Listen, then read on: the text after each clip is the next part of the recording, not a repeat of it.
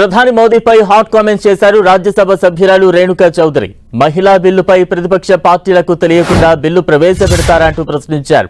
పార్లమెంట్లో ముందు ఉంది అసలు పండుగ అంటూ హాట్ కామెంట్స్ చేశారు. అలాగే విభజన సమయంలో భద్రాచలానికి అన్యాయం జరిగిందన్న ఆమె అశాస్త్రీయ పద్ధతిలో 5 గ్రామ పంచాయతీలను ఏపీలో కలిపారని, తిరిగి ఈ సమస్య పరిష్కారం అయ్యే వరకు పోరాడతామని అంటున్న రేణుకా చౌదరితో మా ప్రతినిధి Saidulu face to face. Bhadradri పునరేకీకరణ నేపథ్యంలో ఒక్కసారిగా ఉద్యోగ సంఘాల నేతలంతా కూడా భద్రాచలంలో సమావేశమయ్యారు.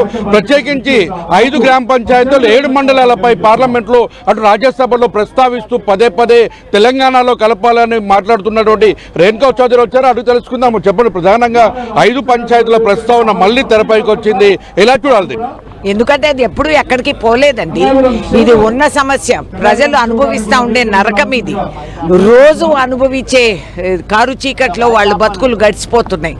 కాబట్టి ఇదంతా చేయటం మా కర్తవ్యం అని భావించి ఇవాళ జేఏసీ వాళ్ళందరూ ఇంత చక్కటి కార్యక్రమం చేపట్టినందుకు వాళ్ళకు మద్దతుగా నేను రావటం, అదేవిధంగా ఈ సమస్య పరిష్కరణ అయ్యే వరకు నేను ఉంటాను అని వాళ్ళకి చేసిన వాగ్దానం నిలబెట్టుకోవడానికి. అంటే శాస్త్రీయంగా లేదు, అశాస్త్రీయం అంటున్నారు. అశాస్త్రీయం అంటే ఏంటి?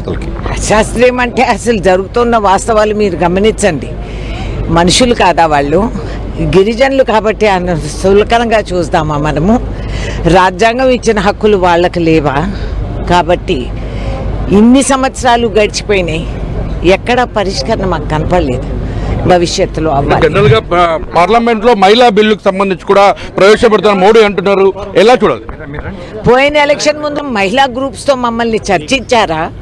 అసలు ఇంతవరకు ఈ పూట నేను మీతో మాట్లాడుతూ ఉండగా ఈ క్షణంలో కూడా మాకు ఆన్లైన్ ఇంతవరకు బిల్లు ఏమిటో మాకు తెలవదు. ఇంత అహంకారం, రాజకీయ అధికారం ఉందని చెప్పి ఈ విధంగా వాళ్ళు ప్రవర్తించడం, అసలు ఆ బిల్లు ఏమిటో ముందుంది ముసళ్ళ పండుగ చూద్దాం.